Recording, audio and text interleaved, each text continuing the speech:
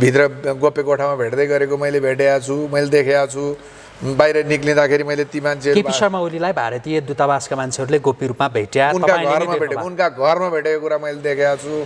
अब तिनीहरूको डिजिग्नेसन के हो, तिनीहरू कुन कुन पदका त्यो म जान्दिनँ, तर ती भारतीय हुन् त्यो मलाई थाहा छ। अरू देशको चाहिँ कसैको पैसा खाएर कसैप्रति त्यो गरेको पक्रियो भने सिधा फाँसीमा भन्ने हो भने त यो देशमा थुप्रै मान्छेहरू टुँडे खेलमा लड्काउन मिल्छ होला, आउँछन् होला ड्याङ ड्याङ, त्यति खाएको छ भाइ। तर यो भारतको ज्यादतीको विरुद्धमा सब एक भएर लड्नुपर्छ भनेर प्रारम्भ गरेको भारत त्यो बेला 100% पराजित हुन्थ्यो मरिसमानको पालामा। सही आज हामी यो भारतीय दबदबाबाट पूर्ण मुक्तको अवस्थामा हुन्थ्यौँ। आज हामी उसको 20 करोड भएको उत्तर प्रदेश, 22 करोड भएको उत्तर प्रदेशमा एउटा भए पुग्ने, यहाँ 11वटा 12वटा चाहिने 11वटा 12वटा प्रदेश बनाउनु पर्ने किन? नेपालको तात्कालीन अवस्थामा आतङ्कवादी भनेर घोषणा भएको प्रचण्डलाई आश्रय कसले दिएको? कसले पालेको? किन पालेको? इन्डियामा किन पालेको? स्वागत नेपाललाई तेरो 2टा छोरी छ, त फलान ठाउँमा बस्छस् भनेको के हो? त्यो इन्डाइरेक्टली यादगार भनेको हो कि होइन? अब जस्तो भारतले मारि पो हाल्ला कि के गर्ला कि भन्ने डर मात्रै नेताहरूमा हो भने त्यो डरको अन्त्य कहिले हुन सक्छ? के भयो? यही केपी ओलीको पालामा अन्त्य हुन सक्छ, किनकि केपी ओलीलाई मर्न चाहिँ डर छैन। यो चाहिँ म दावाका साथमा, मलाई त छैन भने केपी ओलीलाई के डर हुनु? नमस्कार आदरणीय दर्शकवृन्द, एपी न्युज यात्राको यो अर्को एउटा विशेष संवादमा यहाँहरूलाई धेरै स्वागत छ। म रोहित भण्डारी। दर्शकवृन्द, भारतले नेपाली भूमि मिचेको छ। नेपाली भूमि लिपुलेक हुँदै चीनसम्म जोड्ने सडकको उसले उद्घाटन मात्रै गरेन, त्यो उद्घाटन गरिसकेपछि नेपालमा त्यसको व्यापक विरोध भयो र विरोध भइसकेपछि भारतीय सेना प्रमुखले नेपालीहरूलाई कोही कसैले उचाले भनेर सङ्गीन आरोप लगाएका छन्।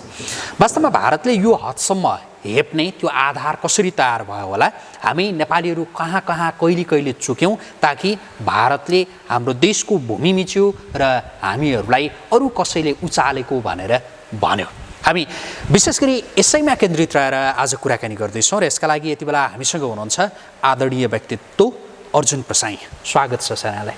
धन्यवाद। आराम हुनुहुन्छ? ठिक छ। अब म यो यहाँले विभिन्न अन्तर्वार्ताहरूमा भनिरहनु भएको छ कि हाम्रो त्यो एक हिसाबको दुश्मन नेपालमा त्यो अस्थिरता निम्त्याउने देश भनेको भारत हो भनेर, भारतले यो ढङ्गले नेपाललाई हेप्ने यो अवस्था चाहिँ कहिलेबाट कसरी सुरु भयो? त्यहाँबाट कुराकानी सुरु गरेँ मैले। यो हेप्ने भन्ने 2-3वटा कुराको कारणले हेप्ने भन्ने हुन्छ भाइ। पहिलो कुरा उनीहरूको आफ्नो स्वार्थ, राष्ट्रिय स्वार्थ पहिलो कुरा होइन। दोस्रो व्यक्तिगत स्वार्थ, तेस्रो हामीले उनीहरूसँग गरेको व्यवहारको स्वार्थ। यो 2-3वटा कुराहरू यसमा चाहिँ भएको कारणले गर्ने हो। हाम्रो भारतको स्वतन्त्रता अभियानमा नेपालीहरूले ठुलो योगदान गरेका छन्। तत्कालीन अवस्थामा नेपालका चाहिँ धेरै नेताहरूले भारतीय त्यो अङ्ग्रेजहरूको चाहिँ विरुद्धमा त्यहाँ चाहिँ एउटा स्वतन्त्रता सङ्ग्राम प्रारम्भ हुँदाखेरि ठुलो सहयोग गरेका पनि हुन्। हेर्नुहोस्, उनीहरूसँग भारतसँग हामीले यथार्थमा, म वास्तविकतामा आधारित बोल्छु कि एक्चुअल भन्नुहुन्छ भने नेपाल र भारतको सम्बन्धप्रति एउटा विहङ्गम दृष्टिकोण राखेर धेरै कुराहरूको विश्लेषण गरेर मात्रै यी कुराहरूको एउटा निर्कोलमा पुग्नुपर्ने हो। तर त्यो म कति सक्छु मलाई थाहा छैन, तर मेरो एउटा सामान्य यो देशको नागरिकको हैसियतले मैले बुझेको के हो भने त्यो स्वतन्त्रता सङ्ग्राम, त्यस पछाडि उनीहरू जसरी गुलाम भए, उनीहरूको चेतनाको स्तर, उनीहरूको चाहिँ जो त्यति बेलाको चेतना, त्यस पछाडि उनीहरूले स्वतन्त्रता प्राप्त गरिसकेपछिको अवस्था, अनि त्यो प्राप्त गरिसकेपछि उनीहरूका राष्ट्रिय स्वार्थहरू, उनीहरूका सामान्य व्यक्तिगत स्वार्थहरू एउटा नेपालप्रति गर्ने दृष्टिकोणमा अरू राष्ट्रसँग गर्ने र नेपालसँग उनीहरूले फरक ढङ्गको सोचेको गर्यो। जस्तो जवाहरलाल नेहरूकै पालामा पनि तपाईँ, मैले त पढेको मात्रै, कृष्णराव बहादुर देवकोटाको त्यो नेपालको राजनीतिक दर्पण भन्ने, मैले यो जेलमा बसेको बेलामा 3-4वटा भोलम कति थियो त्यो हेरेको थिएँ। र त्यसमा के छ भने जवाहरलाल नेहरूकै पालामा यहाँ टुँडी खेलमा चाहिँ हुटिङ भएको छ उनको विरुद्धमा, खम्बा विद्रोहको बेलामा, अनि त्यस पछाडि त्यही लिपुलेककै चाइना र उसको वारको बेलामा, अनि अब तराईलाई हेर्ने सन्दर्भमा यो राजा महेन्द्रसँगकै इन्दिरा गान्धीको कन्फ्लिक्टको सन्दर्भमा, र मैले डाक्टर भेषबहादुर थापासँग पनि राजा महेन्द्रको राजकाज, राजा महेन्द्रको क्रियाकलापको बारेमा मैले डाक्टर भेषबहादुर थापासँग पनि धेरै कुराहरू सिकेको छु, बुझेको छु, थाहा पाएको छु मैले, होइन। अनि अब त्यो हिसाबले पनि तपाईँको भारतले नेपाललाई 2007 सालमा राणा शासनको चङ्गुलबाट मुक्त गर्ने क्रममा भारतले ठुलो सहयोग गरे भन्ने उसलाई परेको छ र जुन वास्तवमा गरेको पनि हो। नत्र भने राजा महेन्द्रले चाहिँ यहाँ भारतीय राजदूतावासमा शरण लिएर त्यहाँबाट भारत भागेर अनि त्यहाँ गएर बसेर अनि भारतकै मध्यस्थतामा चाहिँ मन सम्झेर प्रधानमन्त्री भएर प्रजातन्त्रको घोषणा गरेर मातृका प्रसाद कोइरालालाई प्रधानमन्त्री, यो सबै पृष्ठभूमिलाई केलाउने हो भने भारत र हाम्रो सम्बन्ध भनेको अन्योन्याश्रित सम्बन्ध छ। अब उनीहरूले मान्ने, उनीहरू हिन्दू हुन्, हामी पनि हिन्दू हौँ, यहाँ 80% नागरिकहरू हिन्दू छन्। भारत अहिले चाहिँ पाकिस्तान छुट्टिएर गइसकेपछिको एउटा पीडा काश्मीरमा भोगिराखेको अवस्था हो। उसले 1 वर्षमा कति उसको जघन्य हत्याहरू हुन्छ, विस्फोटले उसको कति नोक्सानी हुन्छ त्यो आकलन गरेर साध्य पनि छैन।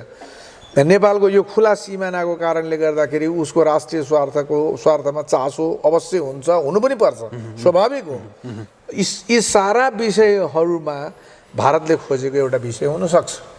तर न राजा महेन्द्रले, त्रिभुवनको म जान्दिनँ, तर मैले पढेको लेखेको बुझेको मेरो विश्लेषणले के भन्छ, न राजा महेन्द्रले भारतले सोचे जस्तो सरेन्डर गर्न माने राजाको शासनकालमा, उनले पनि मानेनन्। हेर्नुहोस्, उनले त अझ भारतलाई काउन्टर दिनलाई चाहिँ कोदारी राजमार्गको कन्सेप्ट ल्याए, अझ राष्ट्रिय चाहिँ देशभक्तिका हिसाबले अरू ठुल्ठुला चाहिँ भारत विरोधी योजनाहरू अगाडि बढाए।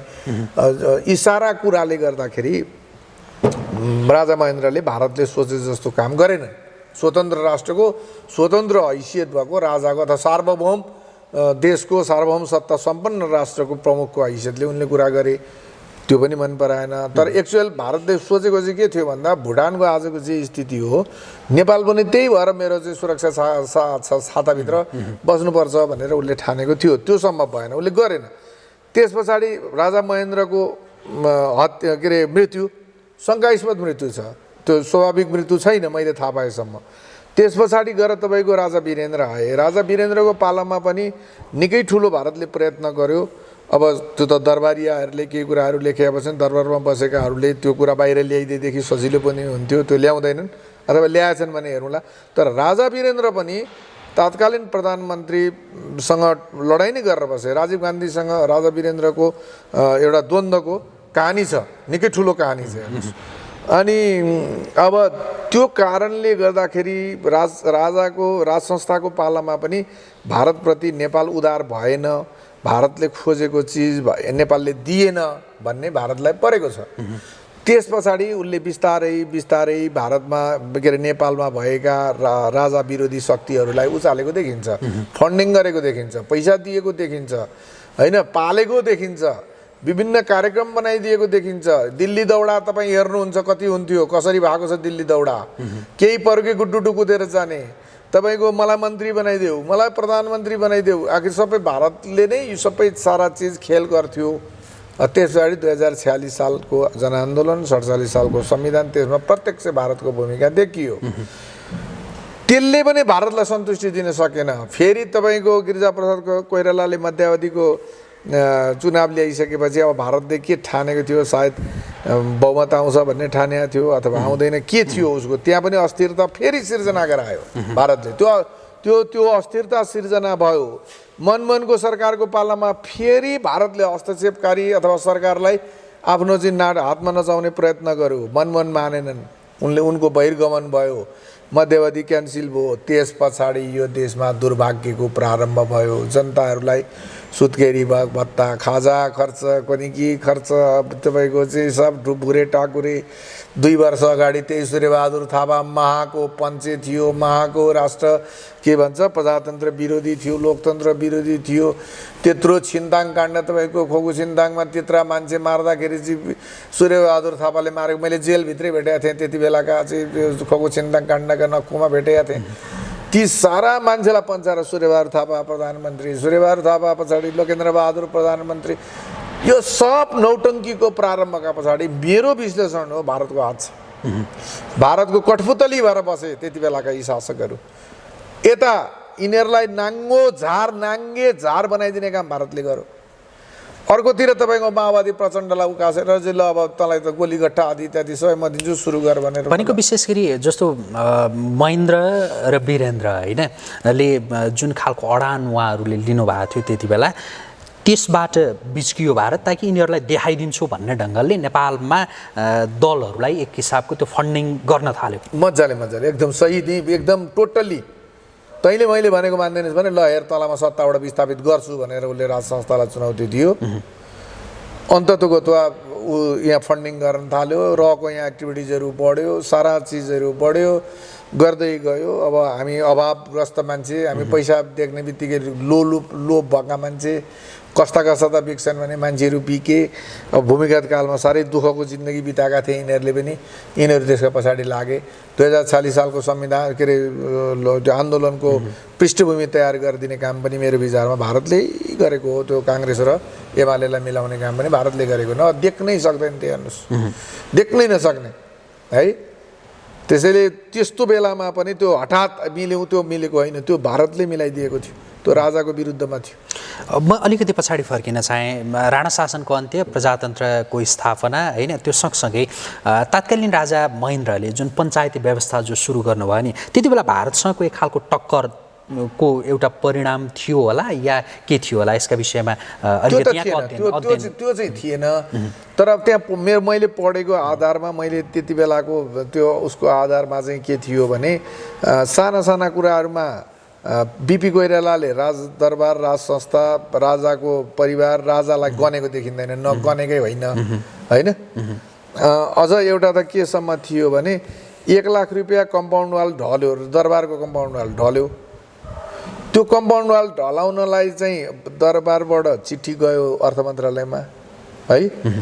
अर्थ मन्त्रालयमा चिठी गयो, प्रधानमन्त्रीको चाहिँ अब के लिनु पर्थ्यो के गर्नु पर्थ्यो त्यसलाई पेन्डिङ हालिदेऊ भनेर त्यो कम्पाउन्ड वाल हाल्ने 1 लाख रुपियाँ पनि निकासा नगरेर त्यो पेन्डिङ भएको थियो अरे। आधिकारिक मान्छेले भनेको, डाक्टर भेषबहादुर थापाले भनेको मलाई। भनेपछि साना साना यस्ता कुरा पनि राजासँग व्यक्तिगत टकरावका परिस्थितिहरू पनि आए। राजा त राजै थियो नि त, त्यति अहिले त राजै हुन्छ। यी अहिले हामीले बनाएका त कत्रा राजा यी देख्नु भएन, विद्या भण्डारीको हाम्रो राष्ट्रपतिको अहिले सवारी देख्नु भएन। जबकि मैले उहाँलाई त्यो ठाउँमा पुर्याउनलाई चाहिँ कत्रो मेहनत, मैले त समानताको राजनीति, समानताको मान्छे नागरिकमा समानता खोज्न पो त्यो उहाँलाई पुर्याएको त, राजा बनाउनलाई त गरे होइन नि। म त राजा होइन नि, हिजो अस्ति भैँसी चराकी मान्छे हुन् नि त, जनताकै छोरी हुन् नि। आज पनि उनकी आमा चाहिँ आश्रममा कहाँ बिताउँदैछन् नि। सामान्य जीवन बिताउँदा के फरक पर्छ, किन चाहियो त्यो भन्ने मान्छे त्यो राजाहरू जागिर शाहवंशमा जन्मिएका उनीहरूको त पुस्तै नि विरासत नै सान बान सान हो कि न भन्नुहोस् त। सबैले रिस उठ्ने स्वाभाविक थियो, व्यक्तिगत त्यो रिस पनि भयो है। अर्कोतिर सुदूरपश्चिमाञ्चलतिर राजा भ्रमणमा जानलाई स्वीकृति लिनुपर्ने त्यति बेला प्रधानमन्त्रीले मन्त्री परिषदले स्वीकृति दिनु, त्यसमा पनि टसल भनेको बिपीले टेरेनन्। यसरी बुझौँ न होइन, बिपीले नटेर्ने परिस्थिति भयो। जो नटेरिसकेपछि राजामा पनि एउटा इगो, तैँले मलाई नटेर्ने भयो, मिलिट्री त उनीको हातमा थियो, उनले कु गरे। भारतले राजाबाटै म लिन्छु भन्ने सोचेको थियो होला, त्यो सम्भव भएन। भनेको एक हिसाबको बिपी र महेन्द्रको त्यो टकराव थियो, टकरावको परिणति पञ्चायत हो। यसमा चाहिँ अब भारतको त्यो हेपा प्रवृत्तिको त्यो जग चाहिँ त्यो राणा शासनको अन्त्यताका नै खनियो होइन।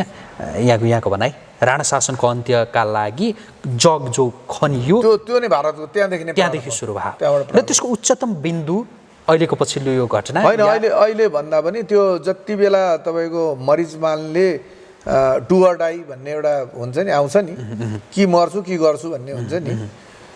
मरिचमानले त्यो 36 सालमा त्यो प्रारम्भ गरेको थियो।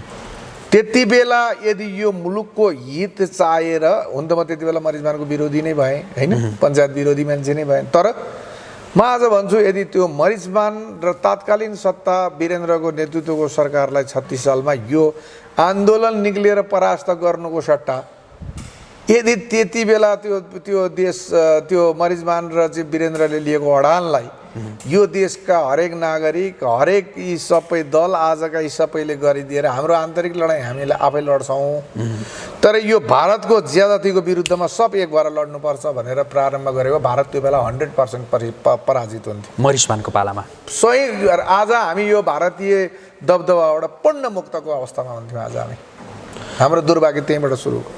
त्यो यताका वर्षहरूमा झनै एक खालको त्यो कब्जामा राख्न सफल भयो भारतले। हो। अब सुन्नुहोस्, त्यस पछाडि भारतले नै बनाइदिएको डिजाइन अन्तर्गत 46 सालको आन्दोलन सफल भयो, 47 सालको संविधान बन्यो, मन्त्री प्रधानमन्त्री बने, तर त्यसले पनि महाकाली सन्धिमा जुन देखा पर्यो नि, लडाइँ टक्राव, पार्टी फुट्ने परिस्थिति, टेबुल हानाहान, यतातिर गिरिजाप्रसाद कोइरालाले भारतमा गएर चाहिँ सन्धि गरेर आउने, यहाँ आएर समझदारी भन्ने, सर्वोच्च अदालतमा जाँदाखेरि होइन त्यो त समझदारी होइन, सम्झौतै हो, सन्धि हो, त्यो त 2/3 अनुमोदन, यो साराबाट भारत फेरि एकचोटि पराजित, मतलब आफूले सोचेको कुरा नगरेको परिस्थितिमा पुग्यो।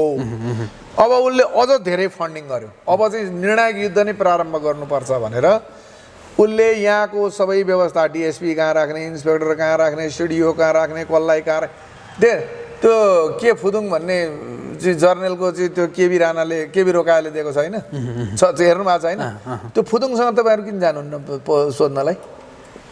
त्यसलाई त लिएर आएर यो चुडी खेलमा माथि ल्याएर झुन्याएर गोली हान्नुपर्ने हो त, यदि त्यो कुरा सत्य हो भने त।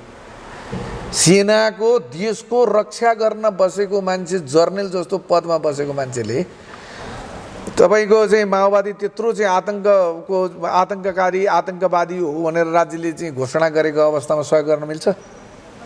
हुन्छ? त्यो कि त केबी रोकालाई पक्रेर लिएर आएर त्यो प्रमाणित गर्न लगाउनु पर्यो, होइन नि त्यो फोदोङ कि कोनी के भन्ने त्यो जर्नलको कुरो मैले इन्टरभ्यूमा हेरेको थिएँ, त्यस्तो पनि हुन्छ? मैले होइन, सब खरिद भएका छन्, सब खरिद भएका छन्। मैले भनिनँ यहाँ खोज्ने हो र त्यो गर्ने भने त नि कानुन बनाउने, यदि देशप्रति गद्दारी गर्नका लागि अरू देशको चाहिँ कसैको पैसा खाएर कसैप्रति त्यो गरेको पक्रियो भने सिधा फाँसीमा भन्ने हो भने त यो देशमा थुप्रै मान्छेहरू टुँडे खेलमा लड्काउन मिल्छ होला, आउँछन् होला ड्याङ त्यति खाएको छ भाइ। सशस्त्र पुर्याइका मान्छे मिलेको छ माओवादीसँग, तपाईँको सेनाको मान्छेहरू मिलेर सूचना प्रवाह गरिदिएको छ, राज्यको राष्ट्रको खाएको छ, गद्दारी देशप्रति गरेका छ, तिनीहरूलाई सलट हानेर तिनीहरूकै वरिपरि सुरक्षा गार्ड राखेर नेपाली यसलाई सार्वभौम स्वतन्त्र देश कसरी भन्नु भाइ? मलाई कहिलेकाहीँ यति तनाव हुन्छ, म कस्तो देशको नागरिक, म कसको हुँ, भारतको हुँ कि नेपालको हुँ कि? अब माओवादीलाई उचालेर लिएर गएर तपाईँ सोध्नुहोस् न, यी इमान्दार पुलिस अफसरहरू, रिटायर भएको पुलिस अफसरहरूलाई सोध्नुहोस् त, यिनीहरूलाई लिएर जान्थ्यो बनारस कि कुन ठाउँमा ट्रेनिङ दिनलाई नेपाल पुलिसलाई? त्यहाँ सोद्धा हिजो अस्तिसम्म त्यो माओवादीलाई ल्याएर त्यहाँ ट्रेनिङ दिइरहेको थियो, अहिले पुलिस लिएर आएछ भन्ने कहानी त तपाईँ थुप्रैसँग भेट्नुहुन्छ। दुईटैलाई लगेर ट्रेनिङ दियो, दुईटैलाई हतियार दियो, AK-47 कहाँबाट आयो? माओवादीसँग AK-47 कहाँबाट आइपुग्यो? कसले दियो? भारतमा चाहिँ यहाँको हामीले आतङ्कवादी भनेर घोषणा गरेको हो। आज के अरे भारत त्यहाँ चाहिँ त्यो के अरे आतङ्कका चाहिँ ती खानीहरू के लस्करे तैयबा सैबा त्यहाँ चाहिँ ती जाकिर हुसेन सुसेन के ले पाकिस्तान भनेर त्यहाँ थर्काउँछ, त्यहाँ बोलेको सुन्छु म, त्यहाँ मिडियाहरूमा भयङ्कर चर्चा भइरहेको छ। नेपालको तात्कालीन अवस्थामा आतङ्कवादी भनेर घोषणा भएको प्रचण्डलाई आश्रय कसले दिएको? कसले पालेको? किन पालेको? इन्डियामा किन पालेको? कसले खोज्यो? आजसम्म कसले खोज्यो? त्यो विषयहरू कसले खोजिएको छ? उसको मकसद उद्देश्य थियो भारतको, त्यसको पछाडि माओवादीहरूलाई यति उचालेर यो ठाउँमा पुर्याउनु पर्ने कारण उसको थियो। त्यो आज सुरु हुँदैछ नि, लिपु लेकबाट प्रारम्भ भयो, अब बिस्तारै बिस्तारै आउला नि, अरू कुरामा आउला। तराई खप्प छुट्याउनको लागि यो, नत्र भने उसको 20 करोड भएको उत्तर प्रदेश, 22 करोड भएको उत्तर प्रदेशमा एउटा भए पुग्ने, यहाँ 11वटा 12वटा चाहिने 11वटा 12वटा प्रदेश बनाउनु पर्ने किन हो? अब फेरि त्यस पछाडि आउनुहोस्, अब संविधान निर्माणको क्रम प्रारम्भ भयो। माओवादीले स्वभावैले प्रचण्डले बिकेर भारतले जे भन्यो त्यही गर्न चाहे, फेरि म भन्दिनँ, फेरि प्रचण्डले ठुलो दलको हैसियतले पहिलो संविधान सभामा प्रधानमन्त्री भइसकेपछि यदि प्रचण्ड बिक्न चाहेको भए भारतले प्रचण्डलाई स्थापित गरिदिन्थ्यो, तर बिक्नु नचाहेको कुरा फेरि सत्य हो। प्रचण्ड कोही पनि तपाईँको मैले आजसम्म नेपालमा भएका नेपाली प्रधानमन्त्रीहरू जो 47 साल पछाडि भए तिनीहरू बिक्री भएरै गए भन्ने लान्छना चाहिँ म कसैलाई पनि लाउँदिनँ, कोही पनि। एउटा दुईटा डरले थर्केर त्यो गएर तर राष्ट्रै बेच्ने काम नेपालका नेताले गरे, अहिले जसरी चर्चा भइरहेको छ त्यो कुरालाई म स्वीकार गर्दैन, गरेन। अनि भयो के त? म भन्दैछु, आउँदैछु। अब उसले भनेअनुसारको काम जब नहुने देखिसकेपछि पहिलो संविधान सभा भङ्ग भयो। त्यस पछाडि भरमग्दुर प्रयत्न गरेर काङ्ग्रेसी संविधान सभामा काङ्ग्रेसीहरूको र एमालेको वर्चस्व स्थापित गराउनलाई भारतले प्रयत्न गर्यो। तर पनि त्यति बेलासम्म नेपालमा के भइसकेको थियो भने भारतको एकाधिकार तोडिसकेको थियो। यहाँ चाइनाको धेरथोर, युरोपियन युनियन, अमेरिकनहरू सबको स्वार्थ नेपालभित्र चाहिँ भयङ्कर डरलाग्दो रूपमा यहाँ चाहिँ सुरुवात भइसकेको थियो। अब तपाईँको समय धेरै नलिउँ, म एउटा निष्कर्ष मतलब अन्तिम कुराहरू भन्छु। त्यस पछाडि संविधान जारी हुने अवस्थामा आजको जुन संविधान हो त्यो भारतलाई मन परेको थिएन र आज पनि छैन। यो संविधानप्रति भारत खुसी छैन, किनभने त्यहाँ तराईमा उसको स्वार्थ जे थियो त्यो भएन। यो के अरे यो धेरैवटा प्रदेश बनाएर लडाइँ गराउने उद्देश्य थियो, त्यो पनि सफल भएन। त्यस पछाडि जातीय राज्यहरू स्थापनाका कुरा थिए, ती पनि सम्भव भएनन्। त्यस पछाडि तपाईँको धर्मको कुरा थियो, हिन्दू धर्मको चाहिँ जुन कुरा थियो, जुन वास्तवमा आवश्यक पनि थियो, त्यस्ता कुरा पनि भएनन्। यसमा युरोपियन युनियन, अमेरिकनहरूले जिते संविधान निर्माणमा, भारतले रोक्ने प्रयत्न पनि गर्यो। जब सुशील कोइराला प्रधानमन्त्री थिए, सुभाष नेमाङ, केपी ओली अथवा यो अहिलेको जुन सत्तासीनहरू देखिन्छन्, यिनीहरूले त्यो कुरा नमानेर संविधान जारी गरिसकेपछि भारत नराम्रोसँग बिच्किन पुग्यो। र अब भारतले आजको दिनमा म लिपुलेखको जुन प्रसङ्ग जोड्नुभयो त्यसको आधारमा म के देखिरहेको छु भने भारतले अब ल जे गर्छौ गर, मलाई जे थियो मैले गर्न थालेँ, देखा जाएगा भनेर प्रारम्भ गरौँ। भनेको अहिलेको जो राजनीतिक नेतृत्वले यो बिचमा भारतले जे भनेको थियो त्यो मान्न चाहेन, त्यो भएर हो मानेन त्यो अलिकति कस्तो अलि परस्पर विरोधी कुरा जस्तो पनि लाग्छ। जस्तो यहाँले भनिरहनु भएको कुरा, एकातिर कुनै बेला त्यो फन्डिङ गर्यो, अर्कातिर त्यो मानेन, होइन? फन्डिङ गर्नु र नमान्नु फरक विषय। तेरो राष्ट्र लिपुलेख मलाई दिनुपर्छ, तँलाई यति पैसा भनेर भारतलाई कसैलाई पनि गरेको छैन, त्यो मेरो ग्यारेन्टी हो।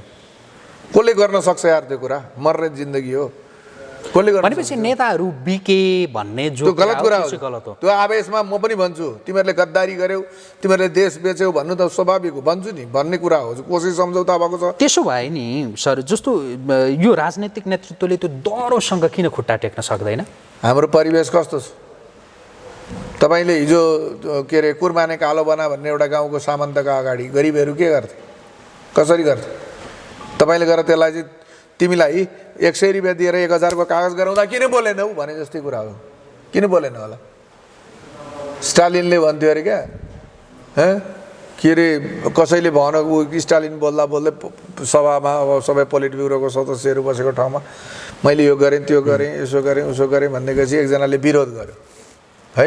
सोधेको चाहिँ के थियो भने जब ख्रुश्चेभले यो गरौँ, त्यो गरौँ, यो गरौँ, त्यो गरौँ भन्ने थियो भने तपाईँ त्यति बेला के हेरेर के गर्नुहुन्थ्यो त भनेर कसैले प्रश्न गर्यो भिडमा।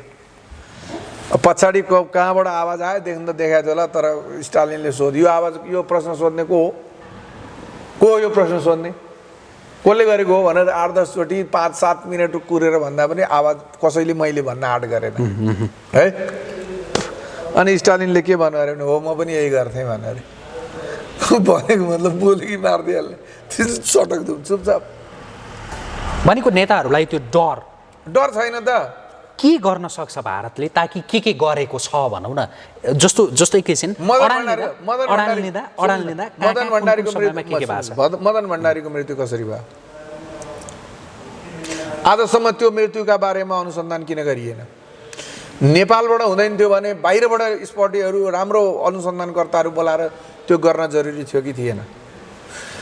राजा वीरेन्द्रको हत्याको पछाडि म आज पनि भन्छु मारेको त राजकुमारले नै होला, दिपेन्द्रले मारेको होला, त्यही होला। तर त्यसको प्रतिवेदन संसदमा जसरी पारार पुरुरु गरेर तारनाथले दिए, त्यसै गरी एउटा राजाको हत्या त्यो हिसाबको जुन हत्या जघन्य हत्या भएको थियो त्यसको प्रतिवेदन त्यही हो, सकियो, त्यति थियो।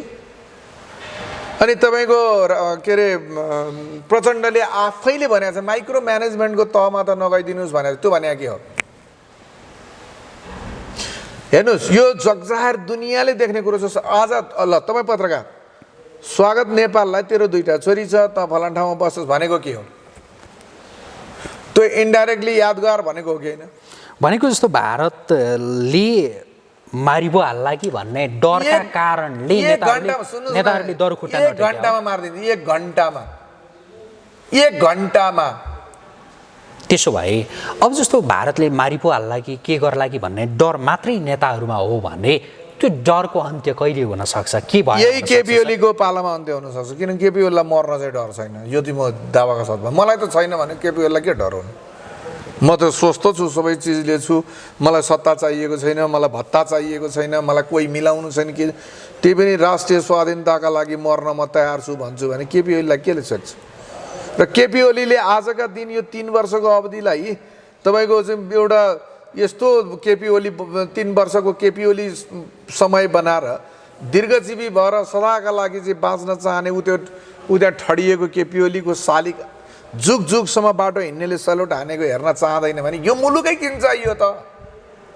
मलाई बुझाउ न कसैले, मैले बुझिनँ के केपी ओलीको पृष्ठभूमि जसले आफ्ना जीवनकालका त्यस्ता रहर लाग्दा समयहरू जेलभित्र गुजार्यो है, गरिबीमा हुर्कियो, बाल्यकाल त्यसै गरी बित्यो, त्यस पछाडि तपाईँको त्यो उमेर त्यसै गरी गयो, बाहिर निक्लिएर आज परिस्थितिले, परिवेशले, समयले त्यत्रो ठुलो ठाउँ आज प्रदान गरेको छ। यत्रा ठुल्ठुला मान्छेहरूका, विद्वानहरूका अगाडि त्यत्रो पढेका मान्छे पनि होइनन्, केही पनि होइनन्, तपेका मान्छे पनि होइनन्, मात्रै जेल बसे, बाहिर निक्ले, समसामयिक निक्लिने बित्तिकै ट्याक्क 1-2 वर्ष भएको थियो गृहमन्त्री पड्काएछ। यत्रो परिवेशले दिएको छ। अब फाउको जिन्दगी बाँचेको आफै भन्छन्, न अगाडि कोही छ न पछाडि कोही छ। अनि यो बेलामा आएर उनले गर्न नसक्ने भने गर्ने चाहिँ कसले भाइ? को छ त गर्ने? मलाई देखाउनुहोस् न कसले गर्छ, को? अनि त्यो केपी ओलीलाई मैले अब भेट्न त आजभोलि पाइँदैन, पहिला त म फ्रिक्वेन्टली भेट्न सक्थेँ, उहाँले बोलाउनुहुन्थ्यो र गएको पनि धेरैचोटि गएको पनि छु।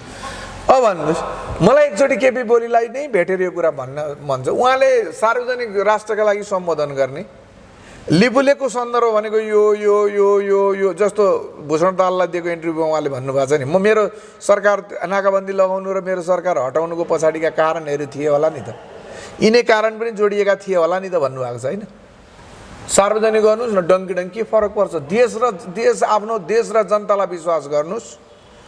तपाईँ सँगसँगै हामी पनि 2-4 सयले चाहिँ शहादत यो देशमा मरौँला, तपाईँको ठुलो शालिक बन्ला, हाम्रो साना साना टुकुचेत वरिपरि ती तपाईँलाई नमस्कार गरेर बसेका शालिक बन्लान्।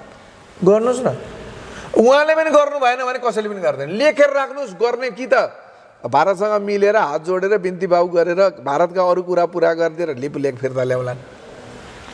नेताहरूको डरका कारणले भारतले डर, अहिले त डरभन्दा ज्यादा केही पनि छैन, डर हो।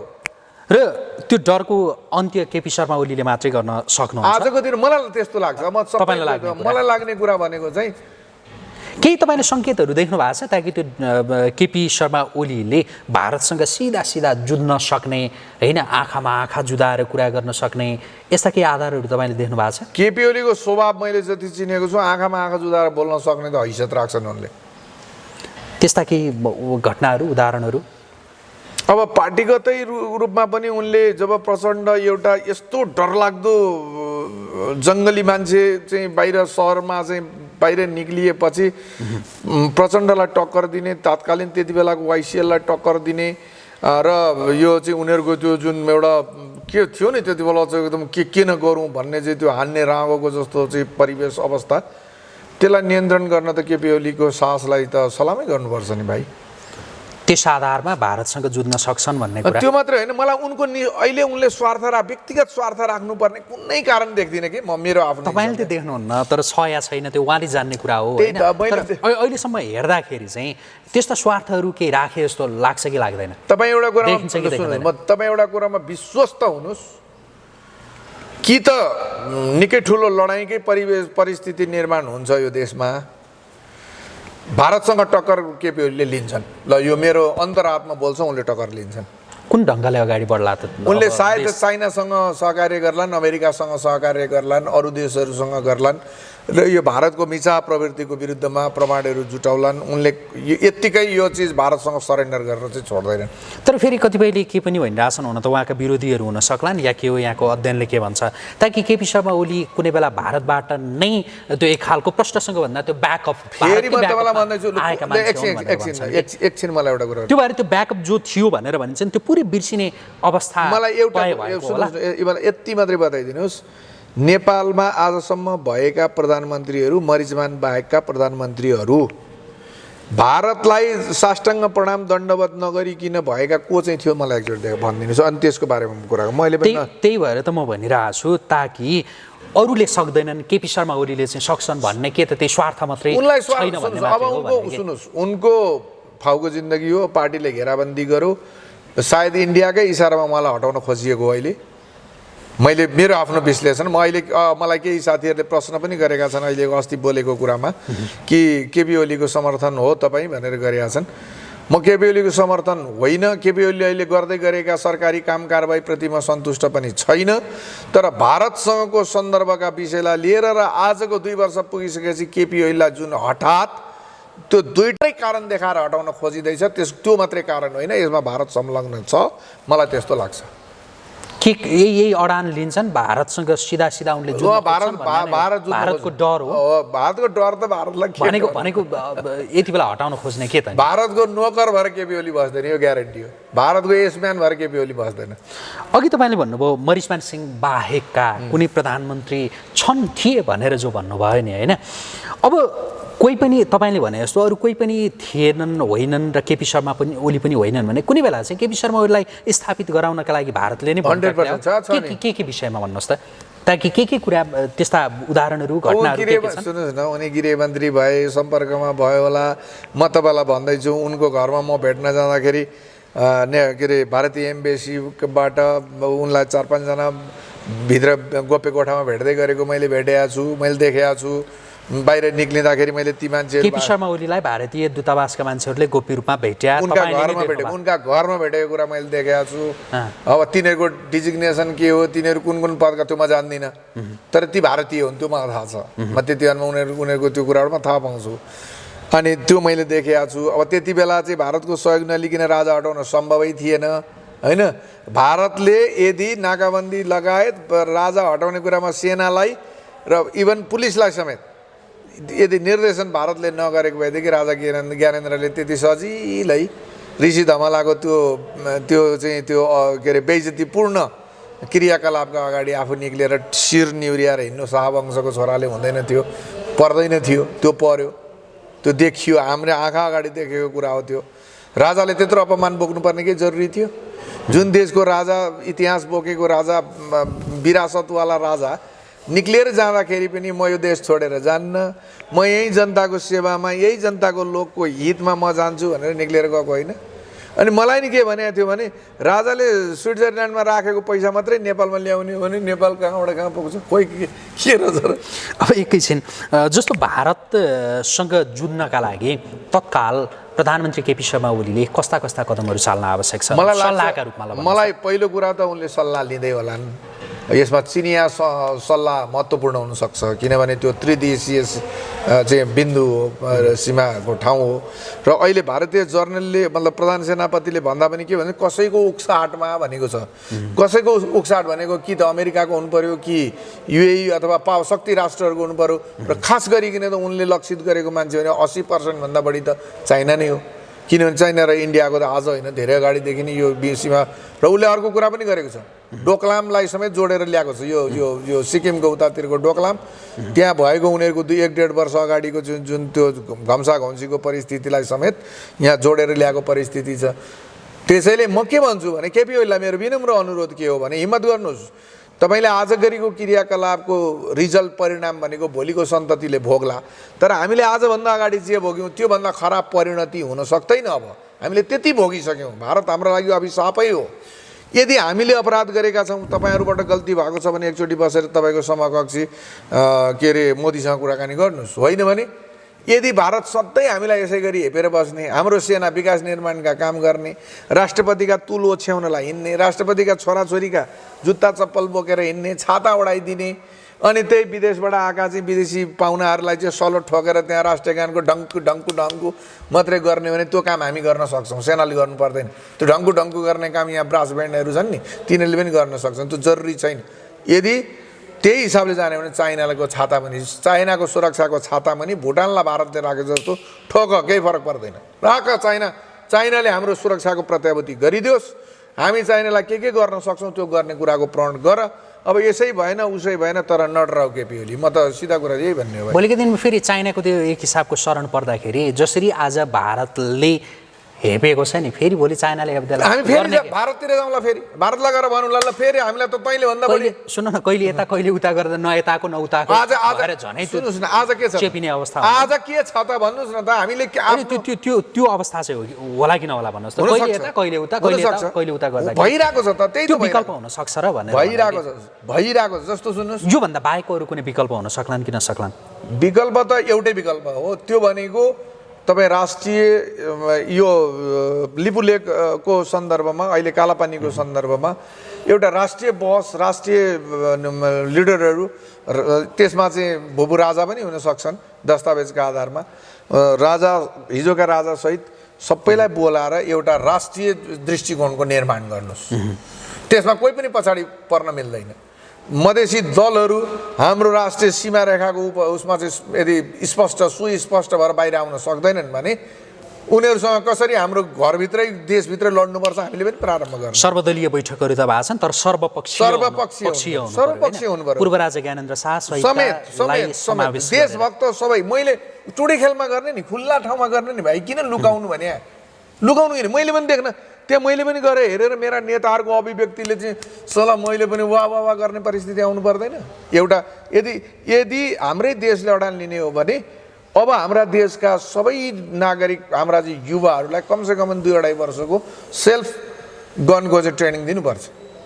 अब के भयो भने भारत पछाडि हट्ला, त्यो हाम्रो भूमि छोडेर पहिला कुरा त अन्तर्राष्ट्रिय स्तरमा हामी निरीह थियौँ, हामी गरिब थियौँ, हामीसँग चाहिँ सामरिक योसँग युद्ध गर्ने ताकत थिएन। त्यसले गर्दाखेरि हामी माथि यसले हेपो भनेर हामी कुरा उठाउनु पर्यो। कुरा उठाइसकेपछि त तपाईँको त्यस पछाडि त विभिन्न कुरा हुन्छन् नि त। अब त्यस पछाडि त तपाईँ मान्छेले विद्रोह गरिसकेपछि के गर्दैन, जे पनि गर्छ नि।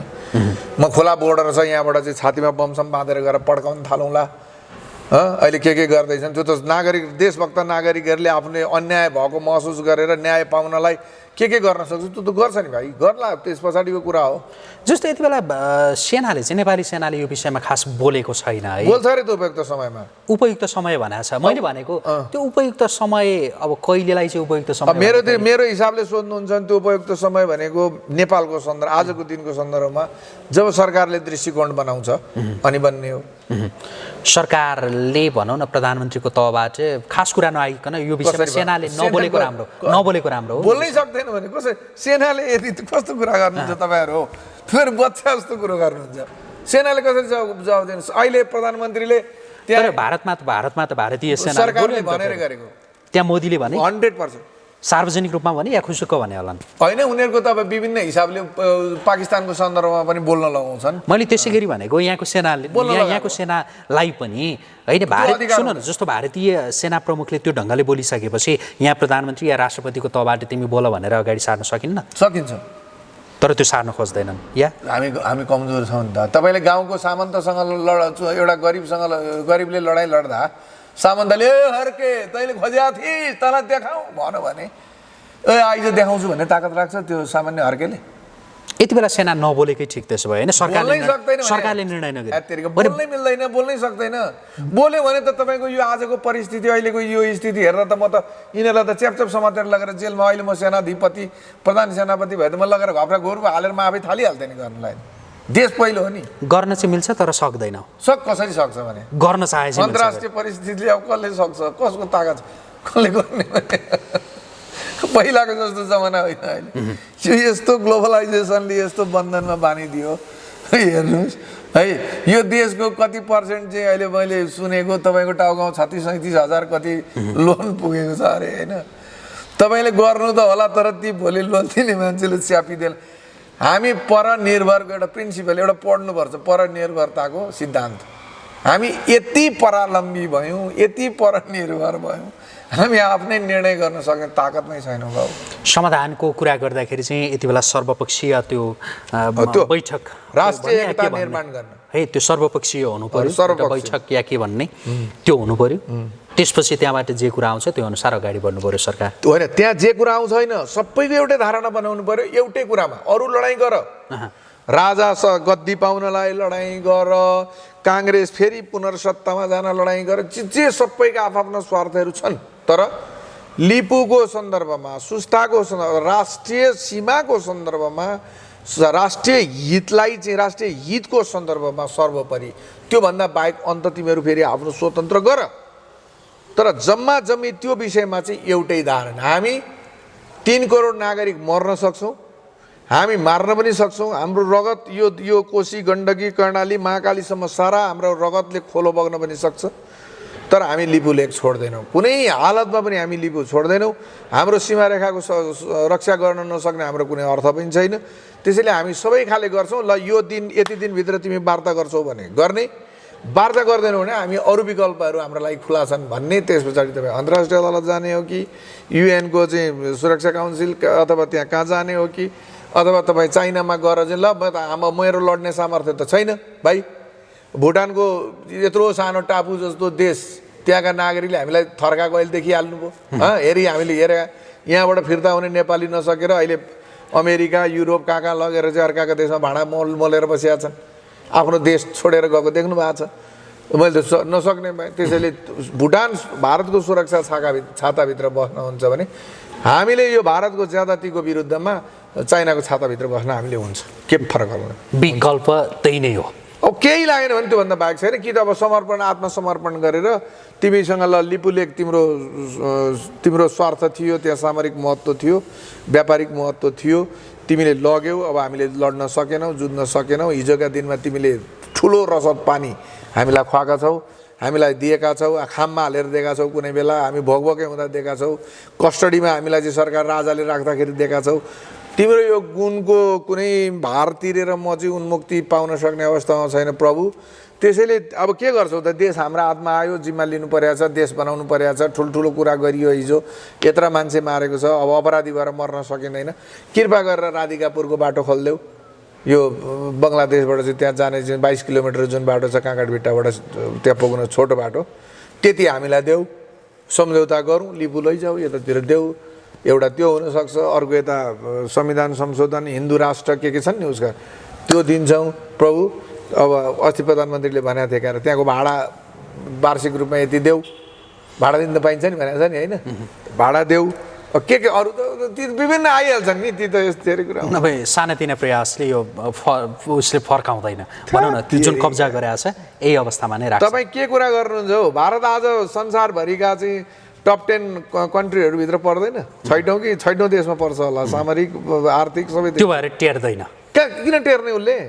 किन टेर्छ उसले? अब मोदीको ठाउँबाट म मोदीलाई गाली गरिरहेको छैन नि। मोदी त आफ्नो देशको हामी पनि नालायक भयौँ त। मोदी त आफ्नो देशको के गर्दा भलो हुन्छ, के गर्दा राम्रो हुन्छ त्यो त गरिरहेको छ नि उसले। उसले गर्न पाउने उसको अधिकार हो, गर्छ भाइ। हुन्छ, आजका लागि कुराकानी यति गरौँ। यहाँलाई धेरै धन्यवाद।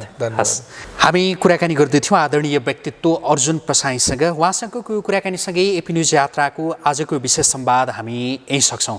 उहाँसँग हामीले अर्को एउटा अङ्कमा विस्तृत कुराकानीका लागि त्यो समय तय गरेका छौँ। त्यसैले विस्तृतमा उहाँसँग गर्ने त्यो कुराकानीको प्रतीक्षा गर्नका लागि यहाँहरूलाई आग्रह गर्दछौँ। त्यो कुराकानीका साथ हामी छिट्टै यहाँहरूका माझमा उपस्थित हुनेछौँ। एपी न्युज यात्रा सँगै रहनुहोला। नमस्कार।